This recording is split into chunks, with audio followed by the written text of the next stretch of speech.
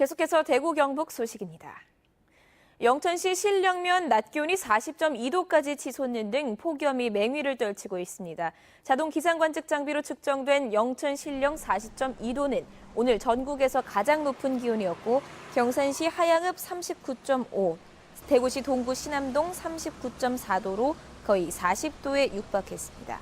의성 39.8, 안동 38.4, 상주 38, 봉화 37.8, 대구 37.2도 등으로 공식 측정소 기온도 38도를 웃돌았습니다.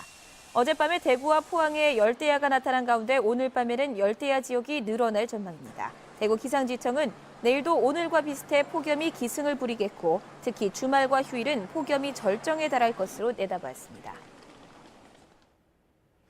어제 저녁 대구는 30도 안팎의 찜통 더위가 이어졌습니다. 900여 세대가 사는 아파트 단지에 2시간 반 동안 전기 공급이 끊겨 주민들이 큰 불편을 겪었습니다. 윤영균 기자가 취재했습니다. 900세대가 넘게 살고 있는 아파트 단지가 컴컴한 암흑에 묻혔습니다. 이 아파트 단지에 전기가 끊긴 건 어제 저녁 8시 반쯤. 시민들은 냉장고 안의 음식들이 상할까 발을 구르면서 30도 안팎의 무더위와 싸워야 했습니다. 더우니까 답답하죠. 답답한 건 첫째기다. 냉장고 안에 이제 음식 금방 넣어놓은 게 상하는 건 당연하고 냉동실에 있는 거는 지금 얼었는 건 슬슬 새어 나오더라고요. 지금 다 새고 있어요. 엘리베이터는 1시간 만에 긴급 복구됐지만 아파트 전체에 전기가 들어오기까지는 한전 응급 복구팀이 출동하고도 2시간 반이 걸렸습니다. 나무가 이제 계속 그 전선 쪽에 이렇게 되어 있거나 물기를 머금고 있다든지 아니면 전선 쪽에 계속 오랫동안 접촉이 돼서 비복이 벗겨졌다든지 그럴 가능성이 있거든요. 기록적인 무더위가 이어지는 가운데 대구에는 최근 일주일 사이 아파트 단지 3곳에서 정전이 잇따르면서 주민들의 고통과 불편이 커지고 있습니다. MBC 뉴스 윤영균입니다. 전국 시민단체들로 구성된 에너지 시민연대가 지난 6월 25일부터 열흘 동안 전국 10개 지자체 에너지 빈곤층 520여 가구에 대한 실태 조사를 한 결과 정부의 에너지 취약계층 지원은 혹한기에만 맞춰져 있었습니다. 이들 취약계층은 대부분 에어컨 없이 선풍기로 여름을 나고 있는데 에어컨 사용자 위주의 정부의 전기요금 감면 혜택이 실효가 없다는 분석이 나왔습니다. 에너지 바우처 등 13가지에 이르는 취약계층 복지지원 제도가 복잡하고 자격 요건도 까다로워 평균 연령 72.2세인 노인 가구의 눈높이에 맞는 지원이 되지 못하고 있습니다.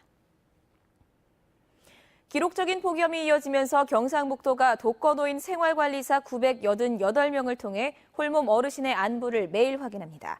경로당에는 냉방비를 10만 원씩 2달분을 지원합니다. 장애인은 집안에 설치된 응급안전 알림 서비스 장비를 통해 안부를 묻고 활동 보조 인력 2천여 명을 통해 재가 장애인의 돌봄을 강화합니다. 자유한국당 이명수 의원은 술에 취한 상태에서 폭력을 행사하면 형을 깎지 못하도록 하는 의료법 및 응급의료법 개정안을 최근 발의했습니다. 지난달에도 의료인 폭행 시 반의사 불벌죄 적용을 제외하고 벌금이 아닌 5년 이하의 징역형으로 처벌하도록 하는 의료법 및 의료응급 개정안이 발의됐습니다. 응급의료 방해 시 벌금형 조항을 삭제하고 5년 이하의 징역을 10년 이하의 징역으로 강화하는 의료법 및 응급의료법 개정안도 발의했습니다. 그저께 구미 응급센터에서 의사폭행 사건이 난 것을 비롯해 최근 의료진 폭행 사건이 잇따르고 있습니다. 국회 환경노동위 소속 강효상 의원이 환경부로부터 최근 대구 수돗물에서 검출돼 문제가 된 과부라 핵산술폰산 배출업체 명단을 받은 결과 구미 산단 내 61개 업체가 과부라 화합물을 배출했습니다. 이 가운데 환경부가 검출 농도가 높다는 통보에 따라 저감 조치를 이행한 업체는 4개입니다. 환경부는 지난 5월 17일부터 6월 8일까지 과부라 핵산술폰산 배출이 의심되는 구미 지역 94개 사업장을 전수조사했지만 조사 결과를 공개하지 않았습니다. 환경부가 예산 6억 원을 투입해 안동댐 상류 수질과 퇴적물 조사 연구에 나설 업체를 늦어도 다음 달 중순까지 선정해 정밀 조사에 나섭니다. 이번 조사에서는 안동호 상류 지역 수질과 퇴적물 조사 자료를 취합 정리하고 오염 범위와 오염물질 이동 경로 등 조사를 위한 로드맵을 우선 작성합니다. 또 안동호 상류 구간의 중금속 분포를 파악하기 위한 수질 조사를 하고 특히 석포제련소 주변을 집중적으로 조사해 중금속 오염원이 어딘지 밝힐 계획입니다. 경북대학교 병원이 간호직과 의료기술직 등 비정규직 노동자 250여 명을 정규직으로 전환했습니다.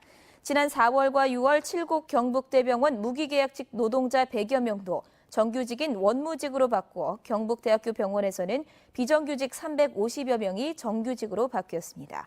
경북대병원에서는 아직 비정규직 120여 명이 근무하고 있습니다. 경산경찰서는 어젯밤 11시 40분쯤 경산시 진량읍 한 원룸 건물 1층 주차장에서 미리 준비한 휘발유와 라이터로 불을 내 창고 일부와 주차된 오토바이 6대를 태운 혐의로 경산 모 새마을금고 전무 56살 A씨에게 방화 혐의로 구속영장을 신청했습니다. A씨는 사건 발생 2시간 만에 경찰에 전화로 자수한 뒤 긴급 체포됐고 원룸 건물주와 금전 문제 등으로 갈등을 빚다 홧김에 불을 지른 것으로 드러났습니다. MBC 5시 뉴스를 마칩니다. 고맙습니다.